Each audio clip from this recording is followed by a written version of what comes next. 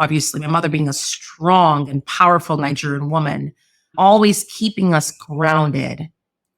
Every time I've encountered any sort of setback, stumbling block, I go back and I think of my dad and I think of my mom starting over again in their 50s and being successful. So that's really defined and shaped who I am. And I use their teachings and their principles to guide me.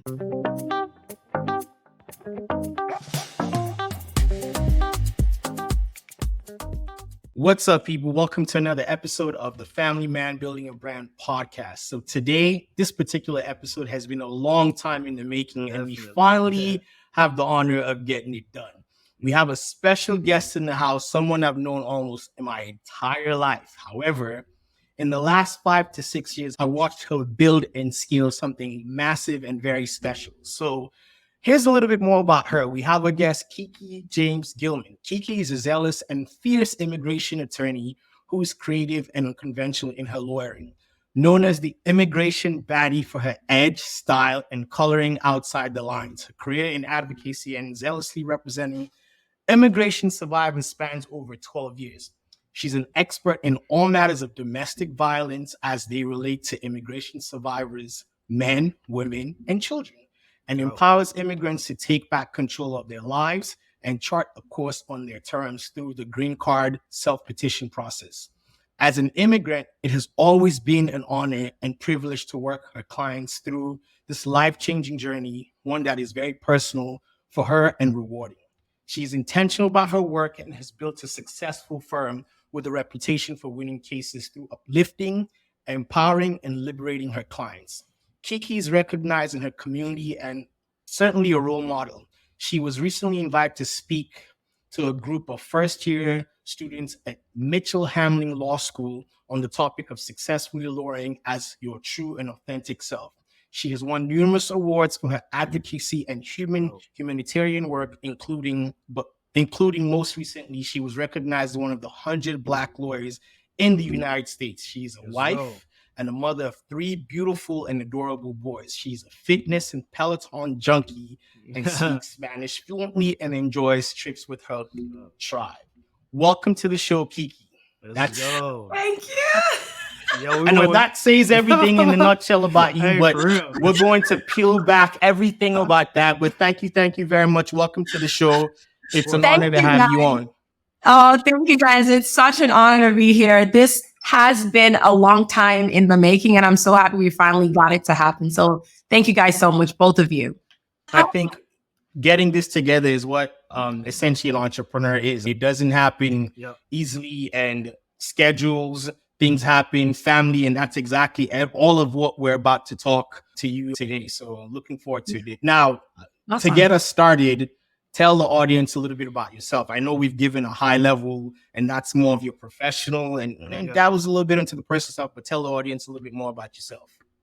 Thank you, Cecil and Ralph. First, I'm a boy mom. I have 3 beautiful boys, and in the last, I would say 12 years, that's really defined who I am. I'm married to my law school bae. He's also a big part of my business, a big part of how I've grown professionally. And I enjoy just a good time with my girlfriends. If I were to think about me, like 360, that's me, my children, my family, and my village, my tribe that support me and have really informed who I am today. That's what's up. Good to hear. And that's very important, because I think the basis of why we do this show is to get people who want to become entrepreneurs, or people who are on their journey to becoming entrepreneurs, to understand that there is a facet to being an entrepreneur that involves the behind the scenes, the stuff maybe not everybody feels comfortable to talk about, which is family, but also behind the scenes of the entrepreneurial grind of what it takes to build a business and how all of that intertwines, the stress, the wins. And you mentioned something about your husband and working together. And I think today we want to unpack all of that so we get people to understand that it's possible. Now, Ralph and I always say, we don't think there's balance in, people would say you find balance and there's balance coaches and all that stuff. But ultimately, it's about how you make it all work and that type of stuff. So we're definitely going to be talking about that today. Exactly. And, but one of the first things I wanted to ask you, in your journey, generally speaking, what part of your story would you say has shaped you the most? Absolutely, my parents. And as lost them both within the last year, my father came to this country at almost 60 years old and started his medical career all over again. So watching that tenacity, that determination, that resolve to lay the foundation for me and my siblings to be successful. So my father and my mother, obviously, my mother being a strong and powerful Nigerian woman, always keeping us grounded. Every time I've encountered any sort of setback, stumbling block, I go back and I think of my dad and I think of my mom starting over again in their 50s and being successful. So that's really defined and shaped who I am. And I use their teachings and their principles to guide me. And before I hand it over to Ralph, real quick, I want to say something when you mentioned in their 50s, because I was listening to another podcast where it says essentially in your 30s, you figure out life, in your 40s, you make as much money, and in your 50s, you slow down. And that was just his theory, which kind of makes sense. But one of the things he was saying is when people start getting to their mid 40s and even 50s, they tend to be set in their ways. And as a result, don't necessarily want change. For both of your parents to immigrate to America, and we all know going back to law medical school is like, it's not an easy thing. So it's almost having to unlearn, even though it's things, it's almost having to unlearn and learn a particular way, the American way, if you want to put it that way. And that's admirable. So kudos to your dad. And for those who don't know, and this is maybe an inside thing, and I could say today's actually his birthday. So may It so is. rest in peace and happy birthday. Yeah, absolutely. Yeah, man. Happy birthday, Teddy. Yes. And you guys, for the audience listening in, me coming into this conversation really serves more as an outsider in. There's a lot of intrigue when it comes to Kiki. There's a lot of intrigue when it comes to our Sierra Leonean community. There's a lot of intrigue when it comes to her just being my business partner's family, things of that sort. There's a lot of intrigue that I always want to know. And I'm glad that I have this opportunity now to really find things out. And I'm really curious, Kiki. We all come from an immigrant background, different stories. I was born here in the States, raised by an immigrant single mother and grandmother. What was your childhood like growing up and your parents immigrating to the States, and that now really encouraging you, really inspiring you to become an immigration lawyer yourself? What key things happened in your childhood, or what was that like growing up in that space? So a lot of my childhood, we moved from country to country. I feel like I've always been an immigrant. So I was born in Germany. Wow. And a lot of people are like, oh, really? I'm like, yeah, I was born in Germany. I'm not German, but I was born there. Wow. See? And Again, then, I didn't know that. yeah. So we're all born in Germany. And then we moved to Sierra Leone when I was about 3 or 4 years old, lived there until I was about 13, then moved over to the Bahamas and then came to the US. But my childhood, Okay. I would say the most formative years were in Sierra Leone. And we were raised in a community where everyone played a part. And we didn't really have a lot of fears and walls that I would say we have here in the United States. Raising my children, I worry about them riding the bike and them going across the street and them having sleepovers. Growing up, these are things that we were allowed to just explore and do. And I think it allowed me as a child to just be adventurous and do things and figure things out. My parents were not your classic strict, super strict, be home by this time. They were not like that. They allowed us to really just do things. And we almost knew when not to overstep boundaries. And I think that being raised in that environment is why I am the unconventional color outside the lines. I dance the beat of my own drum today. And I think that's why I am where I am, because I just do what I want to do and figure it out. And would you say that would you say that you being an immigrant in so many different countries, so many different places in the world, truly motivated you to become an immigration lawyer? What were some of the setbacks that you suffered as an immigrant that really propelled you to say, no, I have to help others overcome these setbacks and hurdles? Absolutely. So being an immigrant in all these different countries never really hit until we got to the United States, right? Because our immigration system in the United Wow. States, it's built different. Yeah. Right. So when we got to the US, we all came under our dad's visa, and things started becoming real when I realized I went from one visa to another, but nothing was permanent. It was like, okay, you still don't have a green card. You still can't travel freely. And once I started law school, naturally, I was just interested in learning a little bit more about this system that I was in and wanting to figure out what my path was going to be. So then after law school, I realized, wait a minute, I've been taking immigration courses. I took an immigration clinic. This is interesting. I'll just go down that path. And also we had our own personal issues throughout our journey. I did, my sister did, my brother did. And I realized that a lot of immigration attorneys were not serving immigrants in the manner that they should, because we saw that with our cases. And so my law firm and my brand is all about giving immigrants first class service because they deserve it.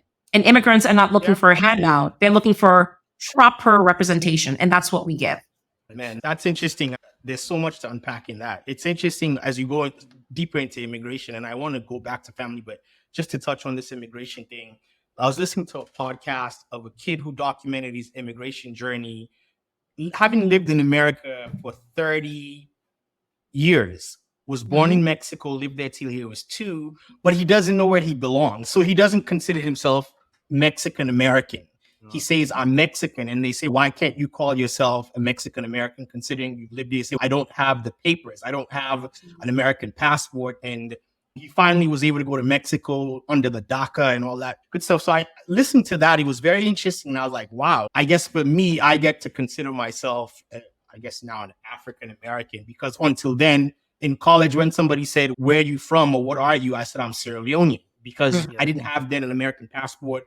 And I was born in Sierra Leone and I had a Sierra Leonean passport. But I think another thing you touched on was having representation that looks like us. I remember when I was trying to figure out my transition to becoming American or that path, and I went to a lawyer in Cerritos, California. And I remember going into his office. He looked nothing like me, spoke nothing like me. And it was intimidating because I'm just like, how is this guy going to understand my journey? And it just seemed like a financial transaction where, tell me a little bit about yourself. He just listens, or maybe doesn't even. And when you're done, this is how much it's going to cost you. If you're ready to do it, let me know. If you're not, it is what it is. Figure it out. So I think it's important for representation and all that good stuff. But going back to your immigration and you saying going to college, another thing I wanted to touch on is family. You mentioned that you met your husband in college, and I want you to explain to the audience a little bit about that, because I don't want to spoil it. I'll let you explain how you met him and maybe some of the continuation of some of the,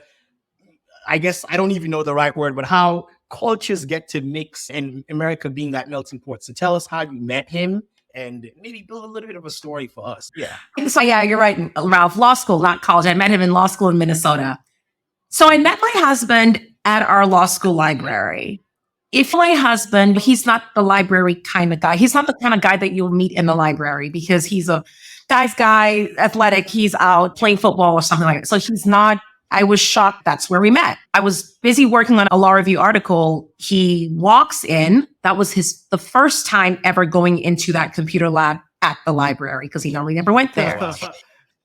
And I was talking to a friend of his, and the friend goes, oh, hey, my friend Benjamin is coming. He's actually said, Ben, would you like to meet him? And I'm like, not really. I'm busy, but sure. If he walks in, I'll say hi.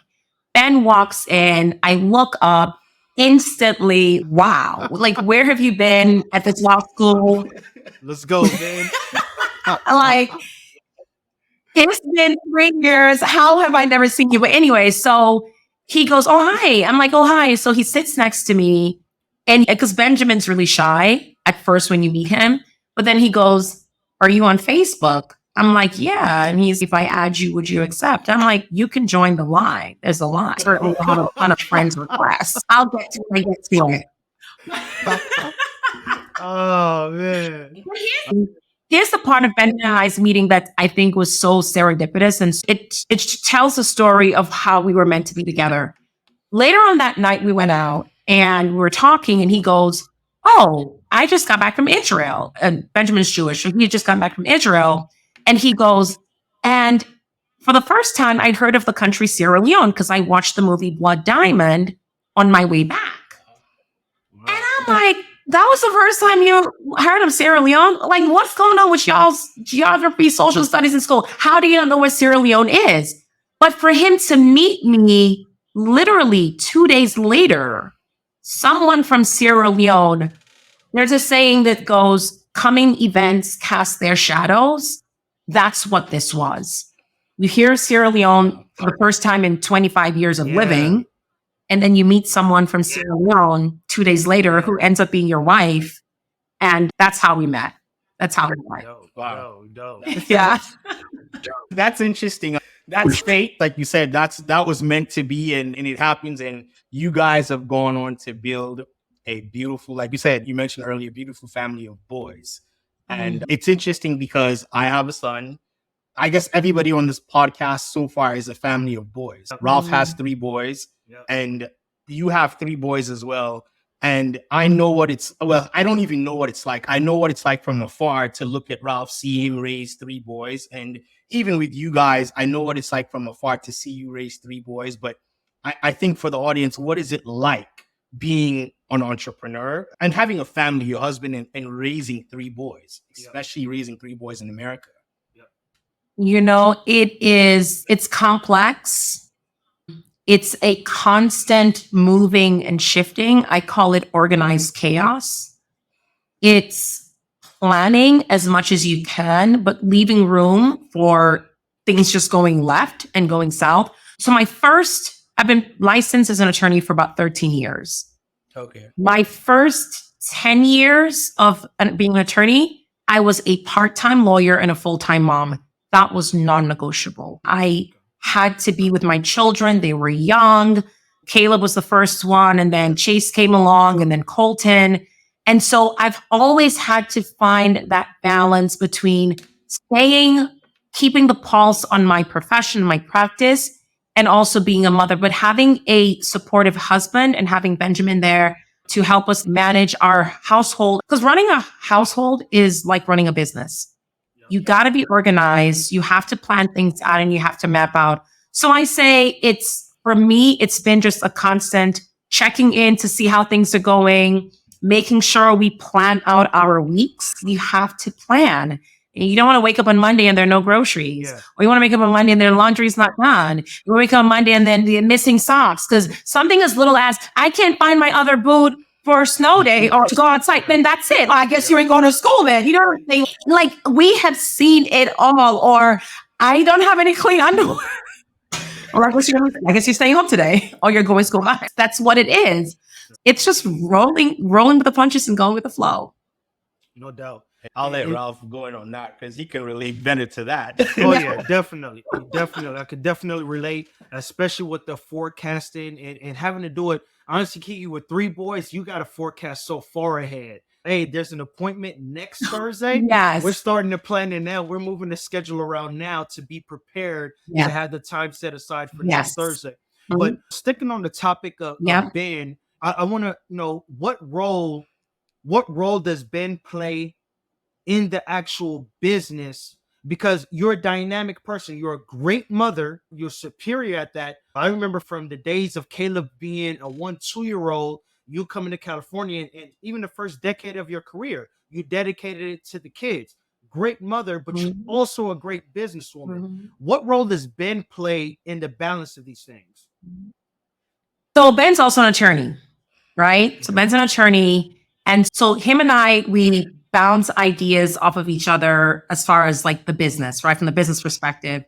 He's also a master legal salesperson. Like, he is phenomenal at like closing deals. That's what he's done for the last 15 years. So Ben has really helped me shaping like the sales and the closing of deals from the business perspective. And then of course, going back to balancing the business and the family life, we figure things out. Like, Benny, I have 7 consultations on Tuesday. No, I'm not coming to the dentist appointment. I can't. No one. So you got to handle that. Oh, they have football and basketball Friday morning. I cannot go to that. You make sure. Or he tells me, oh, Kiki, I'm booked out on Wednesday. Make sure you're clear. We just juggle back and forth. And also from the branding perspective, Ben is really good looking. So I've definitely brought him in on my social media. And he is definitely part and parcel of the family aspect of because my business, a big part of my business is my family and my story. So he is definitely a part of that. And he makes really good for branding. Man, that's interesting. You give a lot of information that damn, how do we unpack all this? But the first thing you said was, and I think it's important speaking to a woman in this show, in this context, is there's a lady called Ursula Brown. I think that's, if I'm not mistaken, she was one of the first Black CEOs of a Fortune 500 company, and I think HP. And she wrote that because of her role in what she did, she wasn't going to be the mother where when she would go to her kids' games every so often, all the mothers would look at her judgingly, or she'd be sitting in the bleachers on her phone, and maybe 15 minutes in, she has to leave. But she said for her, it was okay because her and her husband had that understanding.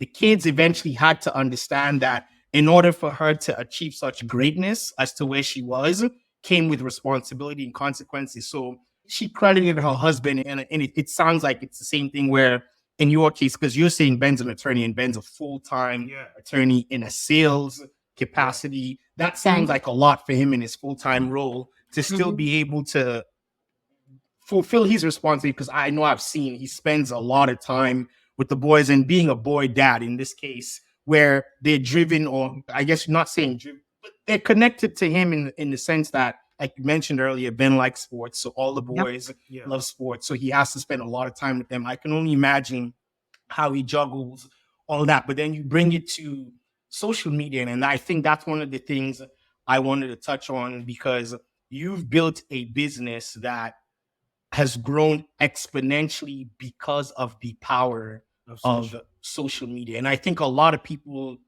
they take it for granted. So I want you to touch on that a little bit more, because you mentioned, yes, Ben's good looking, he helps you, but the truth is there's a lot more that goes into just being good looking and being a fierce immigration baddie to building a brand. We're going to get into the lawyering and how you scale the company, but how has social media helped you in that aspect? And to add on to exactly, it's a strategy that you've implemented. Right. Okay. I'm about to tell y'all right now. Get the pen and paper out. Okay. Hey, I got it. Let's We're go. ready. So let's go back to 2021, I believe. That's early 2021. Cecil and IJ came to visit. So at that time, I've always had my personal social media, my personal Instagram.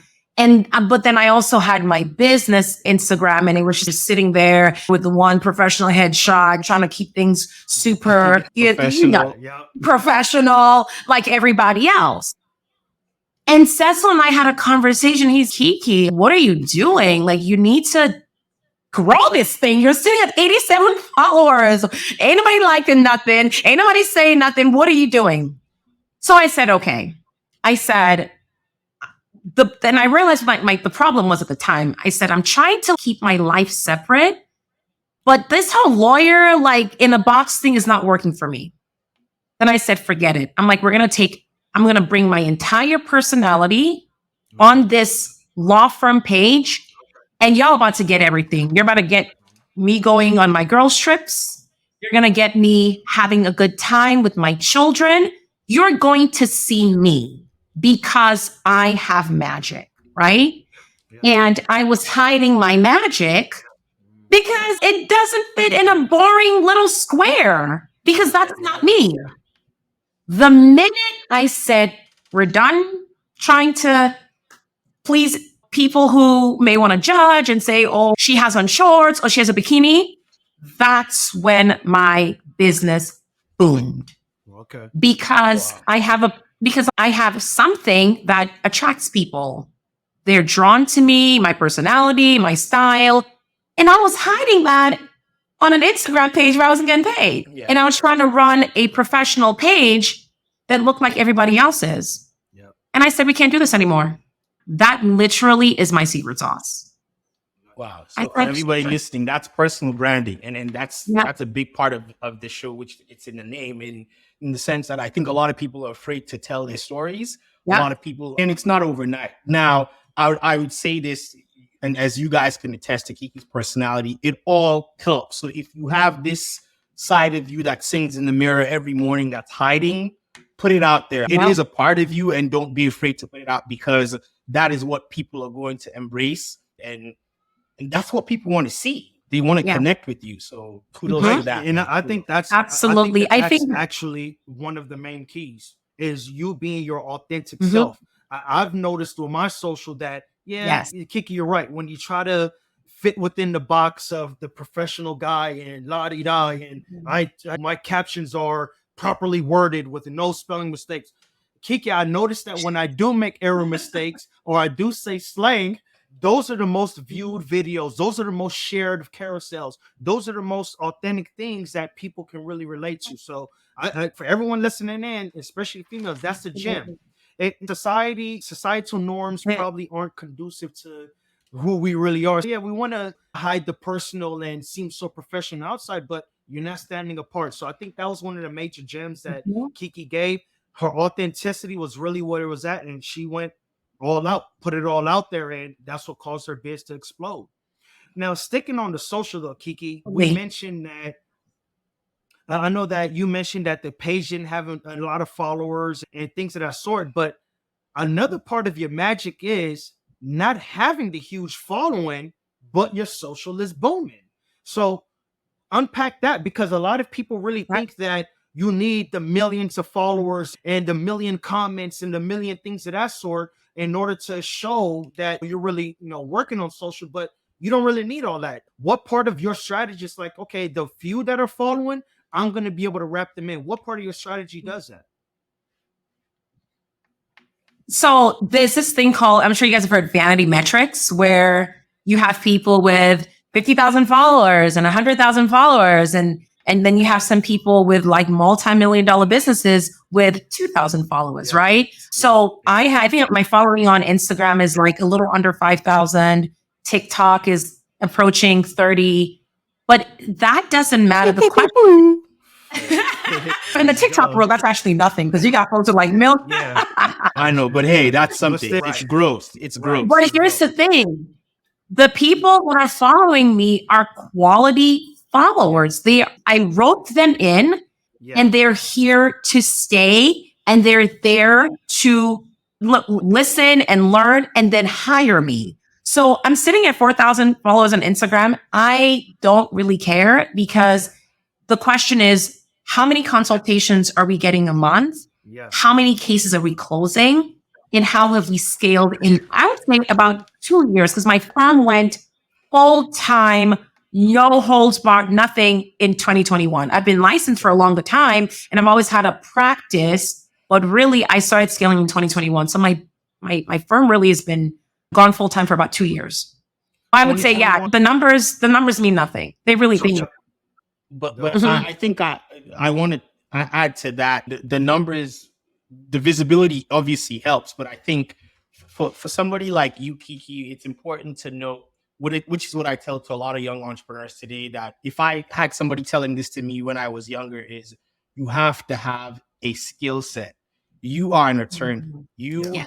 And more so even than being an I attorney, agree. you have a niche. You specialize in immigration specifically, and we're going to get into that now. So I think it helps, because most people get on social without having any skills behind them. Even influencers, I would say an influencer who grows their brand has the art of sales. So in your case, like you mentioned, Ben has the art of sales. That influencer has the power of communication. That's their skill. They're able to attract people because they have wonderful communication skills. For you, you have a massive skill set, which is one of the highest in demand in the world today in terms of professions, always moving forward as an attorney, as a lawyer. I think that helps a lot. So for people looking to say, how am I going to figure this out? I think if you have a skill set plus the power of social media, you are going to be on fire in terms of building a law firm. So now we're going to go into that.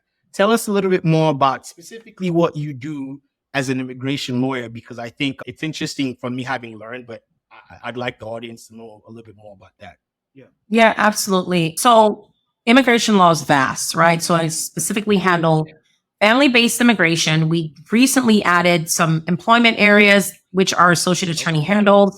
And even within family-based, we only handle marriage-based green cards, fiancé visas, visas for victims of domestic violence, and the humanitarian visas. So if you've ever been the victim of a crime or human trafficking, or you're seeking asylum, any kind of asylum, political, you're running away from social groups. There are certain women in parts of Latin America that are persecuted just because they're women. So they come to the United States and we represent them in those cases. So even within immigration, I'm even more niche, family-based, humanitarian.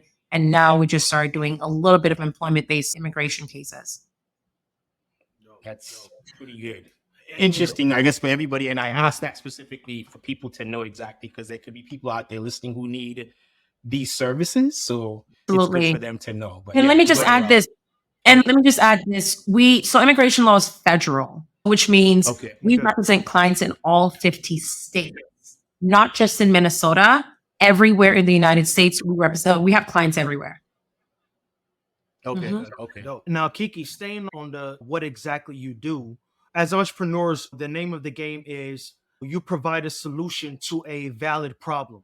And that's where you really win. If you can provide that solution to that problem that majority of people suffer from, you're going to win in business. Would you attribute the immigration? Would you attribute the immigration or the immigration situations over the past 2 years to your boom as well too? Has immigration law changed so much and affected things so much that when you were seeing and saying, hey, I could provide the service, a lot of people ran your way because of things deteriorating or whatever the sort is?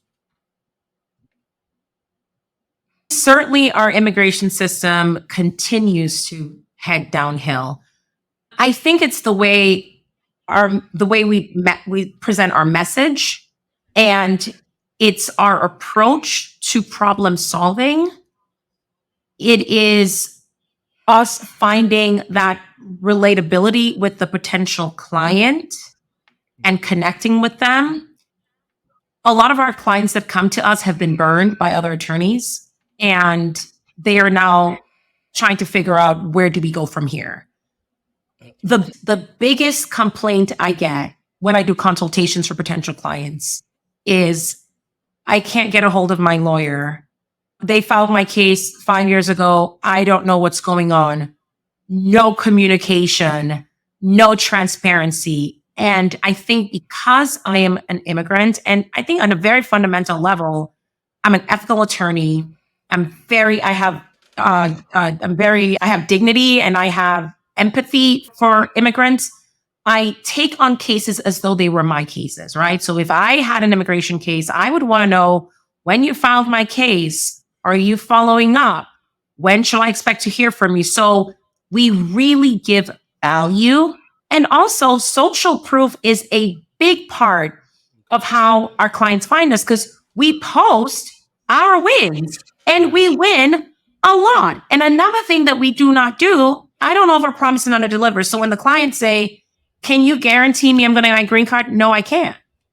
I can't guarantee you that. But what I can guarantee you is we're going to fight like hell. And that I can do, because I can control that. I can control suing the US government, because I'm going to do it. I can control following up 10 times and bugging the hell out of them so we get a response. But I can't tell you what that officer is going to do on the other end of the desk. Yeah, I definitely think the value, the social proof, those are all kind of part and parcel of why we've done so well. And Kiki, man, a lot of people they're gonna find you. They're gonna follow you, especially after this episode. But talking about relatability, Kiki, you might I don't know if you took a Rosetta Stone course or things of the sort, but I see you hitting that Spanish online, and that's drawing in a demographic that has been marginalized, that immigrant demographic that's been marginalized. And I take it that's a part of your strategy as well, too, saying, hey, I got to relate to these people. So yes, I may be of a different skin Yeah. tone, I may be of a different descent, but Mhm. si quiere habla español, hey, we're gonna knock out that Spanish. So that's another See? key gem right there too for the Hey, y'all cut it out. yeah, all right, but I think that's a great part of your strategy. And how did you get to that point, Kiki? I'm honestly wanting to know, how did you get to that point? Is it were you already fluent in Spanish? Did you figure, hey, I got a huge demographic here that needs help and I need to relate more, so I'm going to learn this? Did you invest in that? How did the Spanish become a part of your Mhm. strategy? So actually, me learning Spanish had nothing to do with a money-making strategy. I legitimately loved the language. So let me give you a little background. My first language ever was German, right? That was my first language. We moved to Sierra Leone. My mom was like, y'all don't need German. You need to learn Igbo. So we lost the German. We never learned the Igbo. So here we are. I only spoke English. So I always hung on to the fact that I didn't speak another language. So once I let go of that and said, you're never going to learn German, I developed this love for Spanish. I like the way it flows, the culture, the Latino culture kind of mirrors the African culture. It makes sense when you think of Atlantic slave trade. It makes sense. Yeah.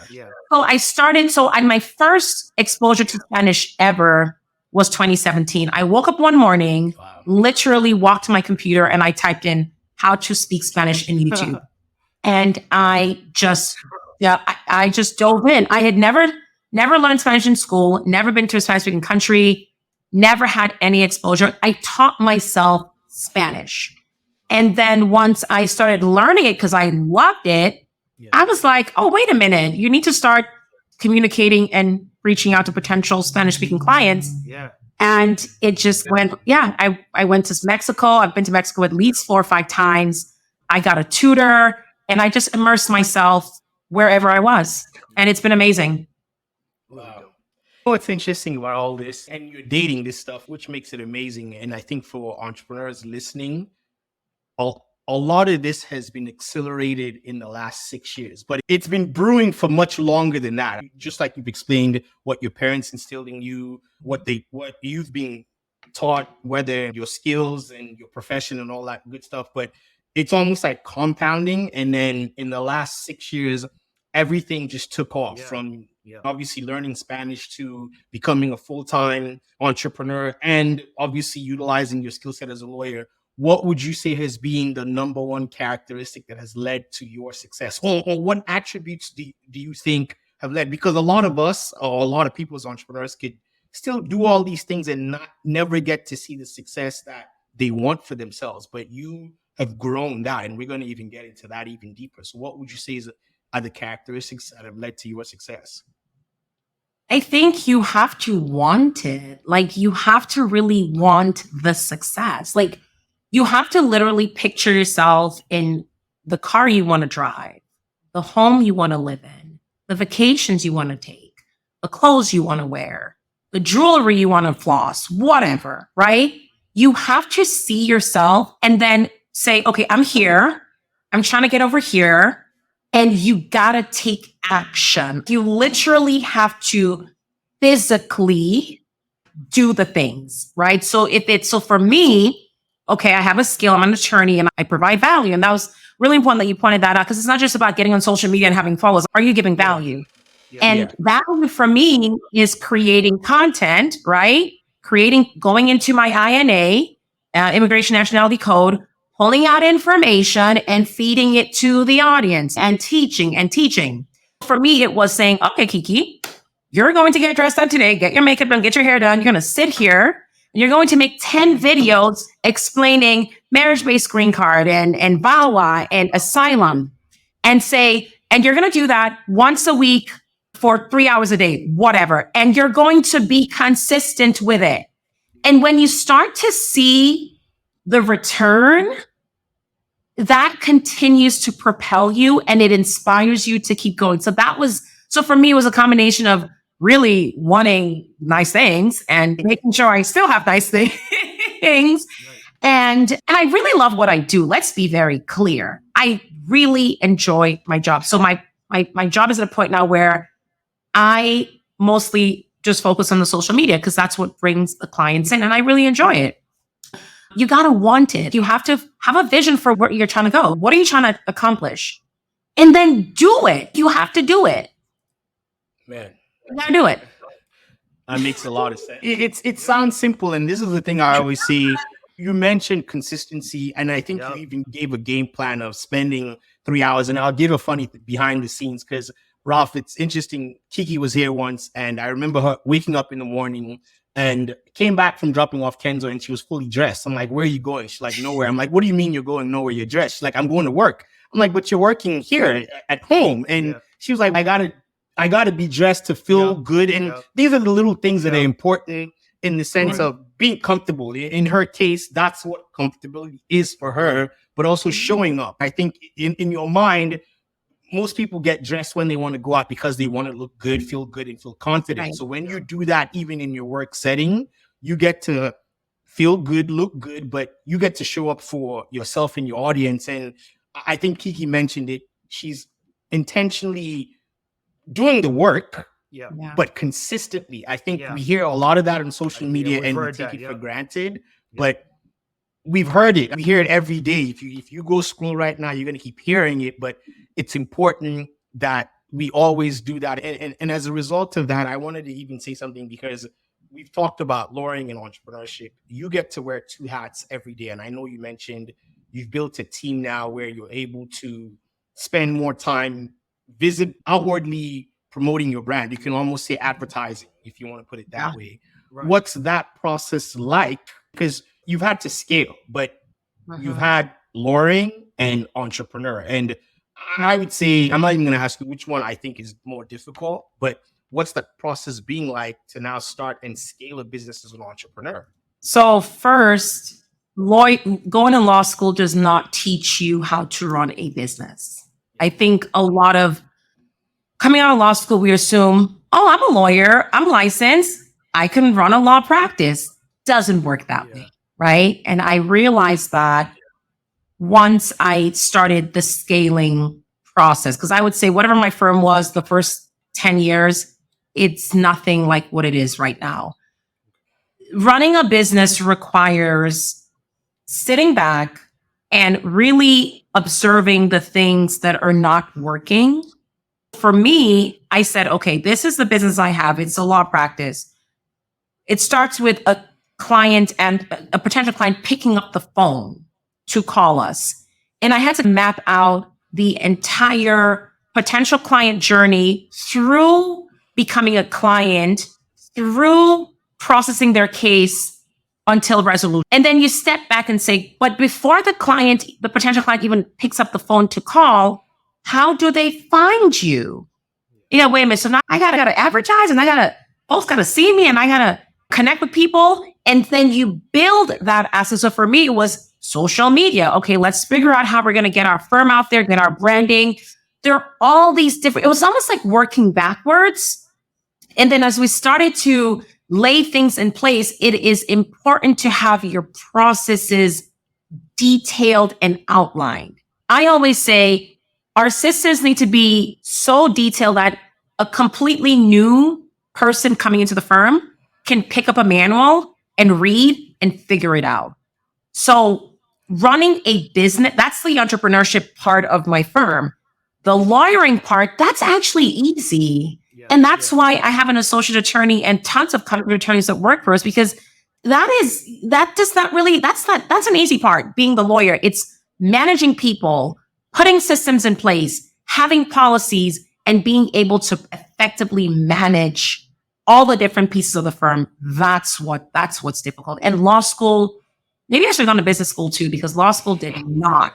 You're getting the school of the hard knocks. You're learning through the school of the hard knocks, which is probably, I'm not going to say it's better than business school, but it's real life experiences. Yes, absolutely. And I learned a lot from my mom. My mom was an entrepreneur. She started her business as a fashion designer. There are a lot of things that back then I didn't think I picked up on, but in running my business, I definitely implemented. So it's an interesting mix. Definitely. That's really Yeah. dope, man. And it's key that you said that the field that you've gone, the business that the route that you've gone, your skill set you've mastered, but you had never mastered the actual operation of the business. And you No. didn't learn that you're at a certain age, and sometimes you're set in your ways. And the saying is, you can't teach an old dog new tricks. But a part of this journey as an entrepreneur, I know the first phase is mindset, and I want to get some. I want to tap into that. What tools did you really utilize to get your mindset where it was at to actually operate the business, whether it was mentors, because we tell people all the time, a part of the mindset phase of this journey is getting mentorship. And there's a business mentor that could have been a lawyer mentor. That's just an example. What exactly did you do to get your mindset focused on building the business and moving away from being a lawyer? You're still that, you've mastered that, but how did you get to become a business operator? Oh, that's a brilliant question, Ralph. So, yeah, I had to join communities of like minded people. Mindset is a powerful thing. So, I have a coaching program that I'm part of, and I pay a lot of money, but it's worth it because I have seen the return, right? I've seen myself transform. And this coaching program I've only been a part of for about a year and a half. I've seen my leadership skills, my business owner, running a business skills, my mindset completely shift. Things that I think were not attainable are very much we've attained and passed. So it is so important to align yourself with like-minded people. I'm part of Facebook groups with a bunch of lawyers who are not business owners or who are trying to run a business, but they're not doing as well because their mindset is different. So coaching programs, communities of people who are trying to do the same things that you are doing. So you're able to bounce ideas back and forth. It makes no sense having conversations or trying to get feedback from people who are not trying to go where you're going. It's just literally, it's not going to work. Your network is your net worth. Yeah, absolutely. These things, they sound cliche, but I guess you're making them make sense to us and hopefully everybody else. And which is quite interesting because I think coaching, leadership, you do not get to learn that from just being on social media and just like you said, talking to random people, telling you things that have nothing to do with what you want to do or just stuff about nothing. And an interesting part is I've seen your business grow, and you've talked about what it took, the reverse engineering of growing your business, of saying, I think you built a very good process of saying, okay, I have to go to the future and say, okay, this is what the client wants, but how do I make them get there? And what are the processes, your standard operating procedures and stuff like that?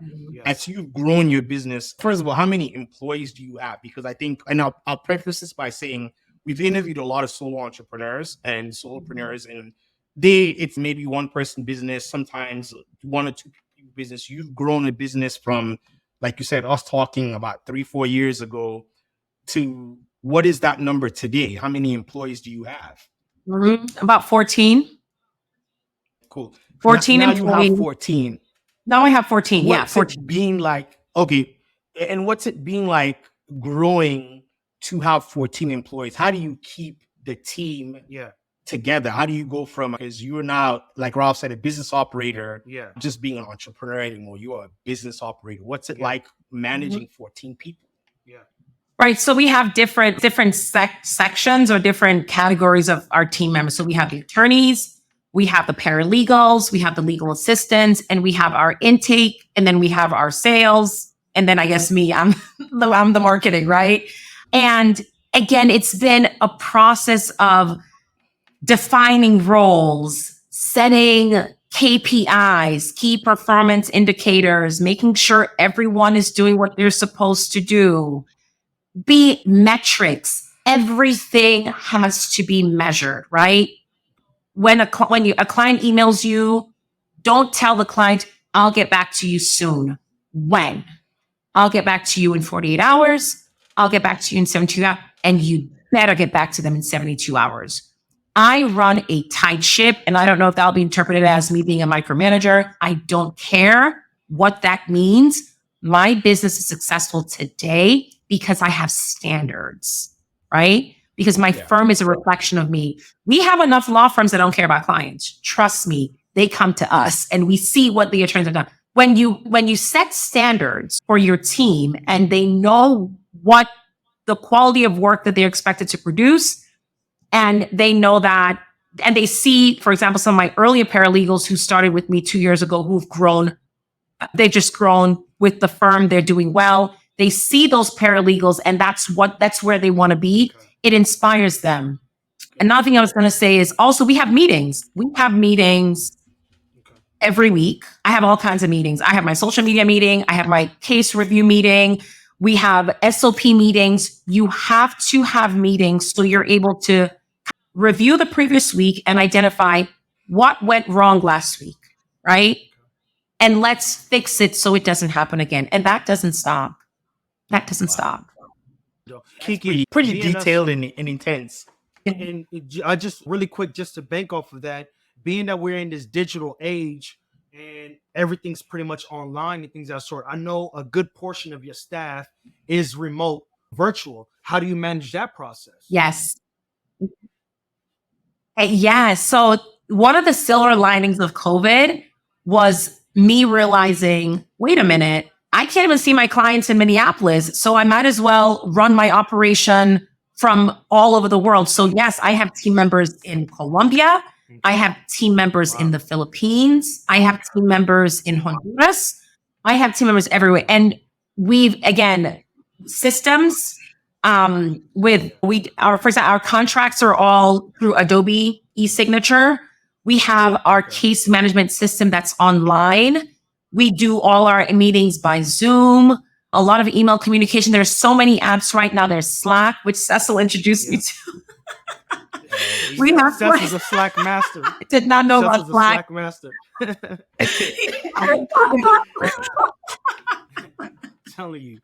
This guy right here knows a lot about, he just knows a lot about different things. So we use Slack, we use Trello. There's so many platforms and apps that allow for team engagement virtually. And it's been a process, right, to iron things out. But yeah, we're running smoothly. And a lot of my team members I've never met in person.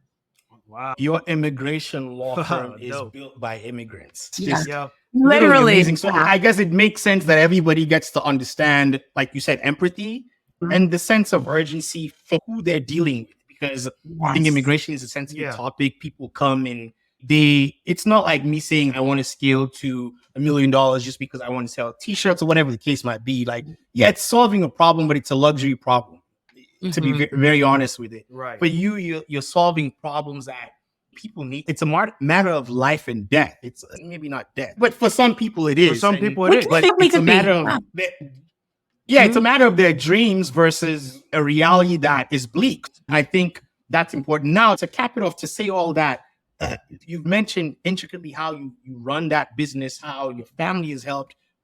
My question would be, how does all of this fit into your familial responsibilities? I know we've talked about this, but then to explain all this stuff and like how, as a woman, as a mother, what are the challenges you face? Because maybe we would have talked about, okay, Ben has to do all these things, but what challenges do you face, or what do you see that limit you or empower you or help you as a mother to figure out all this stuff while still being successful? So the building of all these systems that we've just talked about happened, I would say, during COVID or as we were coming out of COVID. So now that I have these systems in place, Cecil and Ralph, I really have a lot of free time because now the firm can run on its own. It literally runs on its own. I was just out for an entire week. So I have case managers and now I have an associate attorney. Yes, I'm CC'd on all the emails because I need to know what's going on. But I'm at a place now where I can be out laying by the pool and responding to emails. Like the firm, I have built a law firm that runs efficiently, essentially on its own with some supervision. So I have colleagues who still have to go to the office because those are the systems that they're still tied to. And I don't have to. I'm in my office right now. I haven't been here in 2 months. I don't have to come here. I have an office manager, my in-person. I have 3 people that come to the office, and I don't have to, because again, those systems that I spent so much time building and putting in place and hiring people who were brilliant and reliable. You guys, I'm sure L'Oreal is my dynamic rock star from the Philippines. I also have another one, Alejandra, and many others, but L'Oreal and Alejandra helped me build this firm as far as systems to where we are right now. And yeah, it's running on its own. Man, You know what? Kudos. And I think that's the dream. Yeah, that is a dream, and to put things more in perspective, this is what we preach. This is a part of that entrepreneur's journey. And honestly, Kiki, after mindset, the second phase is setting the foundation. You now, 3 years later, we'll say 2-3 years later, after your initial buildup in 2021, you now have the freedom to spend whatever time you care to spend with your family, friends, travel, things of that sort. But that's because you set that foundation. And I want the audience to really take that gem away. We've broken down the entrepreneur journey from mindset, you go straight into foundation, and it was key that you did that then. Sorry, Kiki, you went through the anguish, you went through the ups and downs then, but you had a future goal of being free and stepping away and being able to live life on your terms. So that's a major gem right there that I'm taking away from that. You set the foundation right from the beginning, and now it's on autopilot.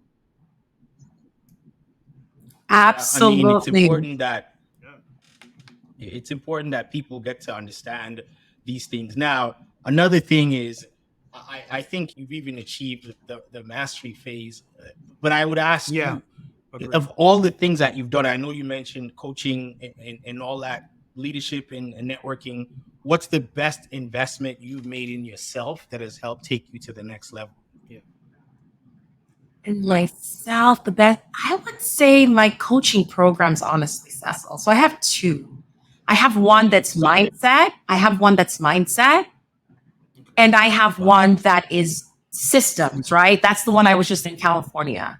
It's called My Legal Academy. And in that program it's all about scaling and putting things in place so you are not constantly tied to your computer, making the firm run. Those are, because I invested in those 2 at the same time. And it was just like, I'm like, okay, let's go all in. We're doing this. And they both ran parallel. And that's when the firm has almost 10x. I'm not going to give any numbers, but yeah. I know.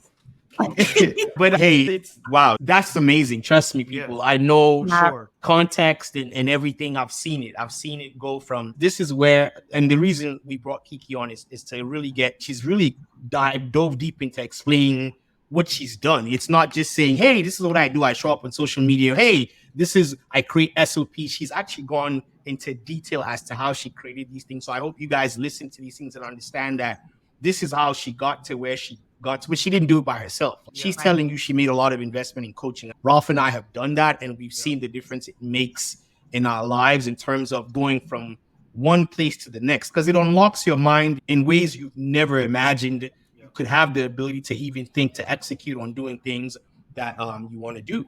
Definitely. Let me add something, Cecil. So your question was what I have done to invest my investment in myself. But let me say, the other investment in the business was hiring people. And that is one of the biggest kind of like terror barriers, roadblocks for people. How am I going to pay? How am I going to pay this additional person? And you have to hire people that are going to do the job so you can remove yourself and go and rainmake and bring the clients in. So we literally went from, in 2021, we had 2 people, and now we're at. So you have to invest. Master delegator, which is good. I think it's important for people to know that. So Ralph sent me a video where they asked a guy like what he did and how he was able to have 70 franchises, and he said he was a master delegator, and he had, like you said it, he had to know what he didn't want to necessarily do all the time, and found someone who was very efficient and good at doing it, and he delegated, but at the same time he oversees everything. And I don't want people to see that as micromanaging. Right. You are where you are in your business and you understand your business. You would understand what you're trying to accomplish better than anybody else. So you're going to do what works for you, not what works for the standard or what works for everybody else. So keep that in mind. But this is some amazing stuff in Ralph. Oh yeah. And it definitely reminds me, one of the books that I've read recently, Who Not How by Dan Sullivan. That's what it pretty much explains. Finding who can get the job done and not racking your brain on how to get the job done. So the case managers and all that stuff, Kiki found who can get it done and not racked her brain on how she can get it done. And it freed up that time. And so key gem. Now, Kiki, absolutely. Where can the audience find you? Powerful. Oh yeah, sorry about that. Where can the audience find you? So we're on any current upcoming projects? So we're working on revamping our website. It's been an ongoing long project, but we're almost at the tail end of that. We are on social media. So we're on Instagram as the Gillman Immigration Law Firm. We are on TikTok as Fly Immigration Lawyer. And we're also on Facebook. We have 2 Facebook pages. We actually have one for Spanish and one for English. We're also on YouTube. So if you just Google the Gillman Immigration Law Firm, it's just me. You can find us there. Put it all below in the comment section so you guys can easily find this stuff, because I think this is going to be life-changing for all those looking for all Kiki explained earlier about like how she can solve your immigration problems. But I think for all the people who want to be entrepreneurs, who want to figure out how they get to do it as a mother with 3 kids, keep in mind.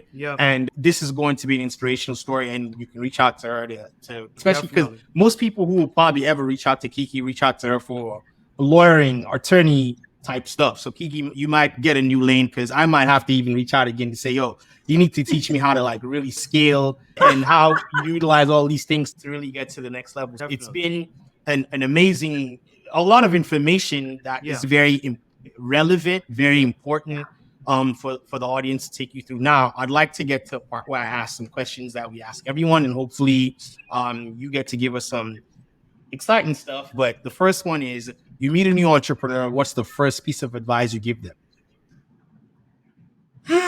First piece of a lot, but what are you trying to do?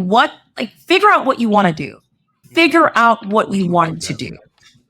All right. If you want to get on here and teach people how to do makeup, and that's what you really want to do, then do it. I think what do you want to do? What do you want to do? And whatever you're doing,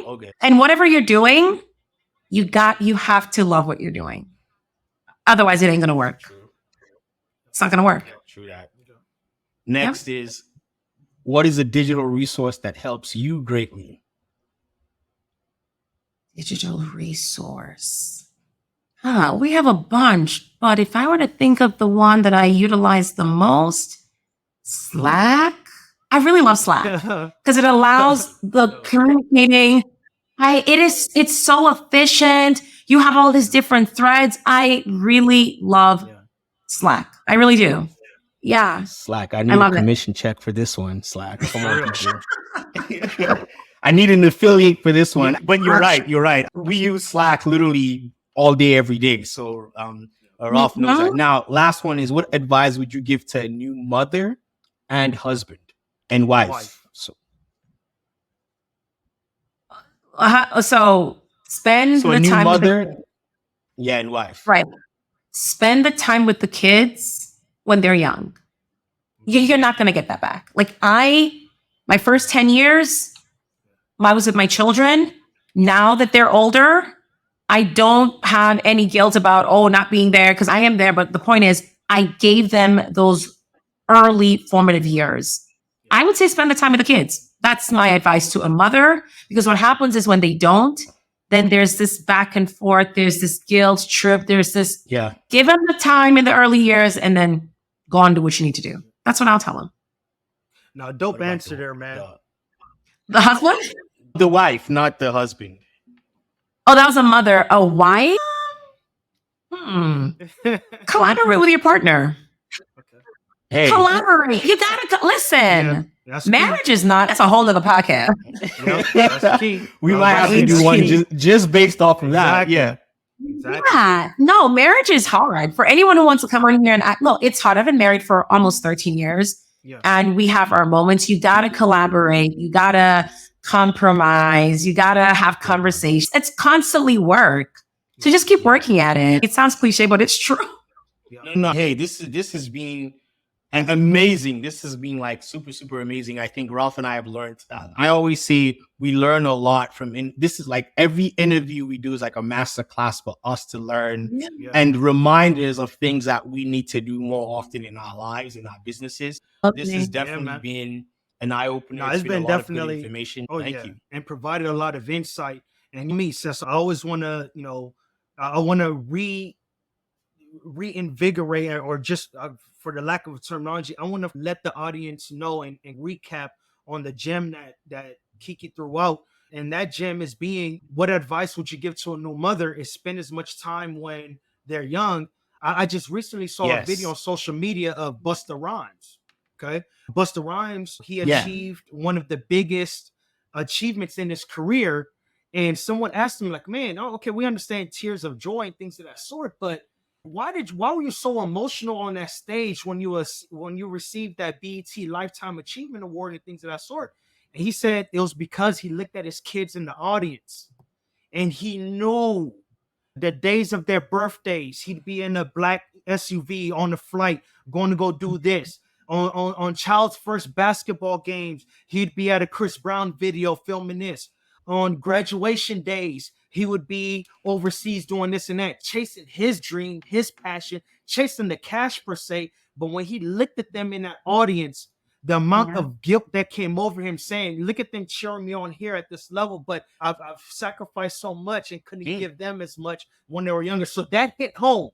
That definitely hit home. And I always want to reinforce, that was the term I was looking for, reinforce that gem that she threw out there, saying, spend as much time as possible. I know sometimes I get that guilt having 3 children, guys, where it's okay. I have time to go to one's karate session, but I don't have time to go to the other one's back to school night.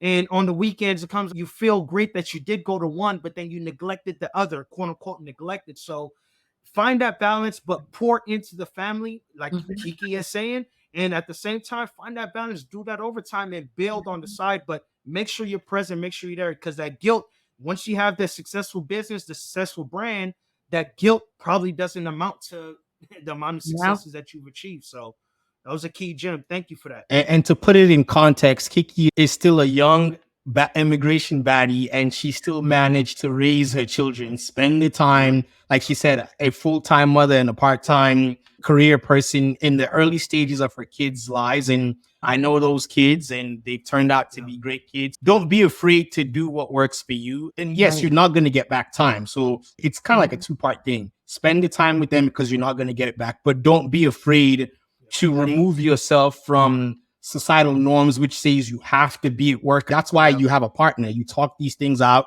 and what works for your family works for your family. Don't pay attention to what anybody else will say, or well, whatever they say on the sides. It doesn't matter. She did what worked for her family. They did what worked for them. And still later on, and I'm not going to say even in a very short time, all that has built up to her building a very successful law firm and business. So thank you very much, Kiki. We appreciate you. This has been amazing, and all the good information we've gotten from this. Hopefully when this airs, the audience is going to love it and eat it up, and hopefully use it to actually take action. That's the most important thing. Exactly. So, Ralph, for everyone listening in, everyone listening in, you guys know what to do. Make sure to subscribe. Make sure to follow. Make sure to leave us a review or a comment, especially on this episode. If you found this advice life-changing, share it with someone. This has been a great, dope episode of Family Man Building the Brand. Thanks again, Kiki. And this is Cecil, Ralph. We're out of here. Until the next time. Thank you, guys. Thank you, guys. Very, very much, Thank Kiki. you. Thank you, Kiki.